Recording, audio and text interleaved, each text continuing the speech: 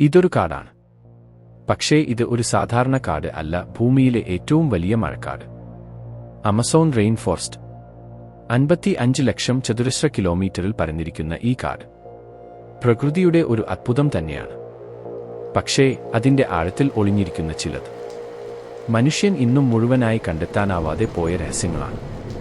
ഒരു മരത്തിന്റെ താഴെ ഇരുന്ന് കണ്ണടച്ചു നമ്മൾ ശ്വസിച്ചാലും നമ്മൾ അതിന്റെ ഭാഗമാവും. ആ കഥകളുടെ, ആ ജീവികളുടെ, ആ വൈവിധ്യത്തിന്റെ. അത്രത്തോളം ആമസോൺ ജീവൻ നിറഞ്ഞ ഒരു പരിസരം. പക്ഷേ ഓരോ വർഷവും ശാസ്ത്രജ്ഞർ ഈ കാടിനുള്ളിൽ കണ്ടെത്തുന്ന പുതിയ ജീവികളെയും പുരാതന നഗരങ്ങളെയും കുറിച്ചുള്ള വാർത്തകൾ നമ്മളെ അത്ഭുതപ്പെടുത്തുന്നു. ആരൊക്കെയാണ് ഇവ കെട്ടിപ്പടുത്തത്? എങ്ങനെ? എന്തിനുവേണ്ടി? ഇവ കാണുന്നുണ്ടോ?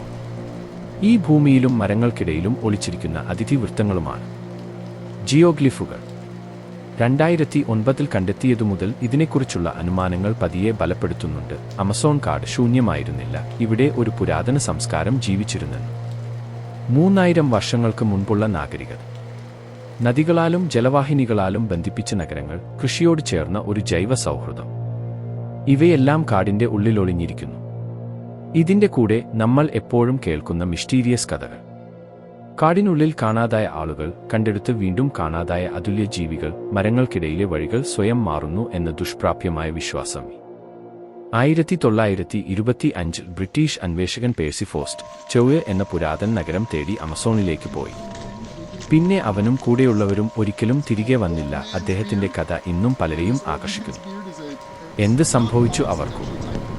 ആമസോൺ ഇപ്പോഴും ജീവനുള്ള ഒരു പാഠപുസ്തകമാണ്. അത് വായിക്കാൻ നമ്മൾ തയ്യാറായാൽ അതിൽ നിന്നും ലോകത്തിനാകെ പഠിക്കാൻ ഒട്ടുമിക്കതാണ്.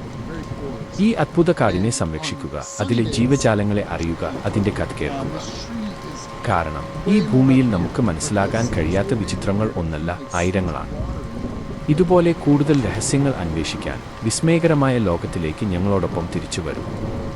ഈ വീഡിയോ ഇഷ്ടപ്പെട്ടെങ്കിൽ ലൈക്ക് ചെയ്യൂ, കമന്റ് ചെയ്യൂ, നിങ്ങളുടെ സുഹൃത്തുക്കളുമായി ഷെയർ ചെയ്യൂ. ഇനി നമ്മൾ വീണ്ടും കാണും, മറ്റൊരു അത്ഭുതം തേടി.